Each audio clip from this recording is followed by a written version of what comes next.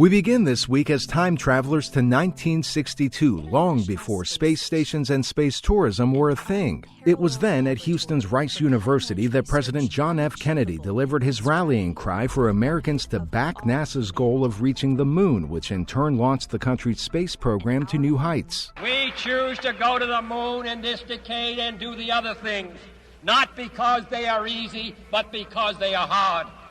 Because that goal will serve to organize and measure the best of our energies and skills, because that challenge is one that we're willing to accept, one we are unwilling to postpone, and one we intend to win. Kennedy's speech kicked off an ambitious new era at NASA and encouraged Congress to bankroll space exploration.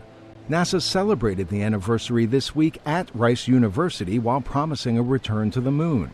When the final go is given, Artemis 1 will roar to life and soar to the moon. And every observation we make and every lesson we learn on this first Artemis journey prepares us and the way for humans to venture even further. Nelson is talking about the problematic Artemis program that has yet to complete so much as a test launch. Nelson says when it does finally blast off, Artemis will ultimately serve as the next vehicle to put humans on the moon as a staging ground for deeper space exploration to Mars and beyond. On the same day, President Biden this week channeled the spirit of Kennedy's moonshot into one of his own in the fight against cancer. This cancer moonshot is one of the reasons why I ran for president. Beating cancer is something we can do together, and that's why I'm here today. Biden's speech highlighted his goal to cut the cancer death rate in the U.S. by at least 50% over the next quarter century.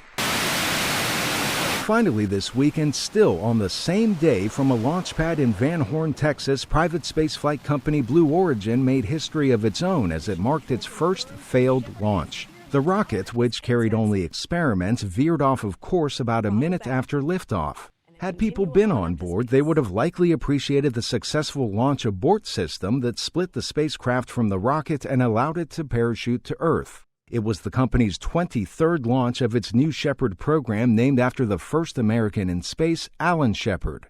Arash, Arabasadi, VOA News.